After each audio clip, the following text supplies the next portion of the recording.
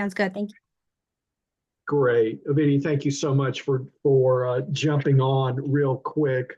I just want to touch on this. We won't even talk about the inevitable, but I do want to just review and ask you just your general reaction to how many predict that this is going to fly through, and how we still, and there still is time to get the message out to the public about the damage that this could do to public education, to teachers, to accountability in the state.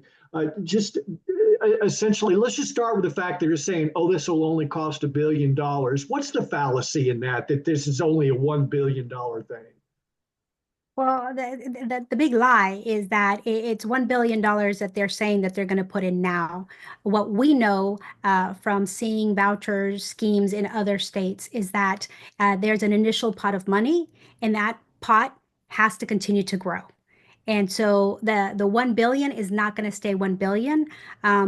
What outrages us is that if you have $1 billion for this program, where was the money when we needed it for our public schools? And we still need it for our public schools. Where was the money when we had an excess the last session?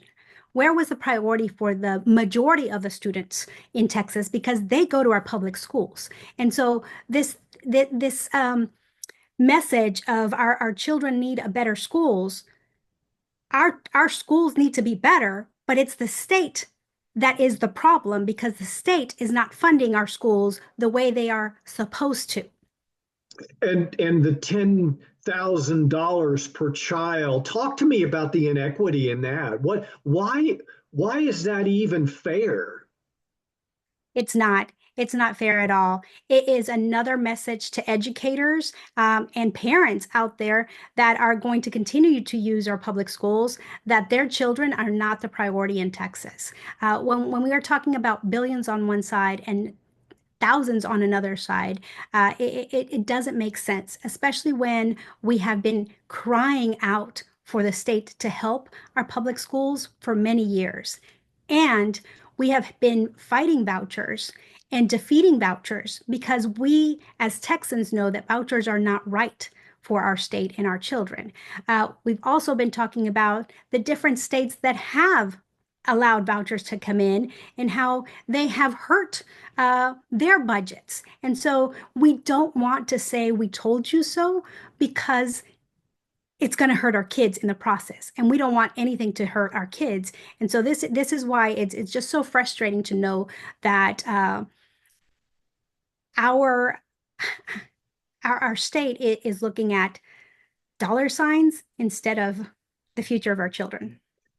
In your release here, we go through the itemization of Florida, Arizona, Georgia, Indiana, Wisconsin, Ohio. What do we know about vouchers in these states? What do we already know? We know that it creates a need for more voucher money. We know that it creates less money for our public schools. We know that it hurts the state budget. And so this is not like one example. This is not a blue example, a red example. These are just examples of what happens when you allow vouchers to come in. You cannot sustain two systems of education. The other thing is that, you know, we're in a crisis right now where our educators are leaving the profession, and where people are not coming into education because they don't want to deal with not having enough resources, not getting adequate pay, having classrooms that are overcrowded, because that's a disservice to the children that we love, right? And so this is doing nothing to help that educator shortage, and is only fueling the crisis. So we are still looking for our state to give us some help and to support our schools. We are going to ask the community, and we are asking the community to send emails, send letters, call, visit your representatives, because we know what's going to happen pretty soon in one house. We're going to have to move to the other house to make sure that they hear that school is a priority for the community, and it needs to be a priority for our state. And we will keep that message going until, We hope that people wake up and put our children first and prioritize the future of Texas. The last question, is this anything more than welfare for the wealthy? What we've also seen in other states is that majority of the people that are getting the vouchers are already in private schools. And so this is a sort of coupon to people that can already afford private schools for their children. And the other big lie that is being told is that this is going to cover all of the expense of going to private school, and it is not. It is not. So therefore, we will still have people that cannot afford to go to private school, uh, and we're going to be starving our public schools and doing more disservice to the people that supposedly our governor is trying to help with this scheme. Ovidia, thank you very much. We will continue to stay in touch with you and keep an eye on this. Thank you so much for giving me time to get a comment, and let's stay in touch. Okay. Yes, I know. I thank you because the more people that are talking about education issues, the more that hopefully our governor and our other elected officials know that education is a priority for Texans. So thank you. Okay.